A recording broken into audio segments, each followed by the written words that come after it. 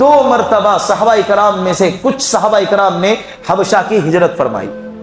پھر آخر میں جب اللہ کی طرف سے ہمارے نبی کو حکم ہوا اور جگہ بتائی گئی کہ آپ کو یثرب ایک علاقہ ہے جس کو آج مدینۃ المنورہ کہا جاتا ہے، مدینۃ الرسول کہا جاتا ہے، شہر مدینہ کہتے ہیں، پاکیزہ مدینہ طیبہ جس کا نام گرا، وہ شہر کے بارے میں حکم دیا گیا کہ آپ صحابہ کرام کو وہاں جانے کی اجازت دو. پھر تمام صحابہ کرام مدینۃ المنورہ کی طرف چلے گئے.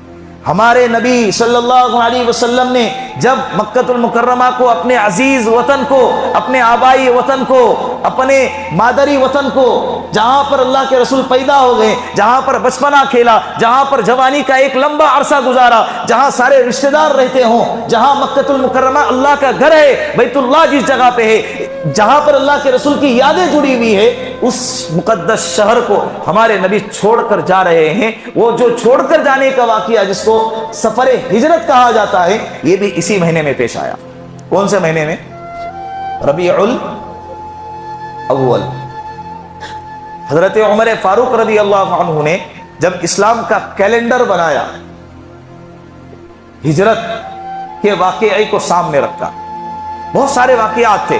بدر مشورہ جب کر رہے تھے، کسی نے کہا کہ بدر کو سامنے رکھ کے کیلنڈر کی ابتدا کی جائے، اسلامی کیلنڈر. آج 1447 سال ہو گئے نا، تو اللہ کے حضرت عمر فاروق نے جب مشورہ کیا، کسی نے کہا بدر کے واقعہ یہ یوم الفرقان ہے، اسلام اور باطل کی سب سے پہلی جنگ ہے جس میں اللہ رب العزت نے مسلمانوں کو فتح عظیم عطا فرمائی.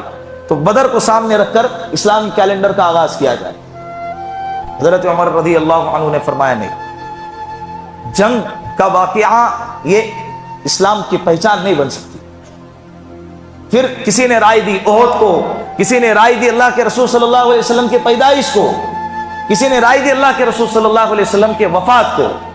حضرت عمر رضی اللہ عنہ نے فرمایا وفات یہ ہمارے نبی کے وفات کو، غم کو تازہ کرتا ہے. ہمارے نبی دنیا سے چلے گئے، یہ ہمارے لیے دنیا کا سب سے بڑا غم ہے، یہ اس غم کو ہر سال تازہ کرے گا، جس کی وجہ سے اس کو نہیں کر سکتے. پھر کسی نے رائے دی ہجرت کو. حضرت عمر رضی اللہ عنہ نے اس واقعے کو سامنے رکھا، اور اس کی کئی وجوہات ہیں. اسلام نے کروڑ بدلا، مسلمانوں کو ترقی عطا ہوئی. اسلام عرب سے نکل کر دوسرے علاقوں میں، روم میں، فارس میں، عراق کے اندر پھیلا. یہ ہجرت کے بعد ہوا. کس کے بعد ہوا؟ ہجرت کے بعد. چند ہزار صحابہ کرام تھے جو ہجرت کے وقت میں مسلمان تھے، لیکن ہجرت کے بعد جب صحابہ کرام کی تعداد بڑھتی گئی تو 10 سال کے عرصے میں 1 لاکھ کم و بیش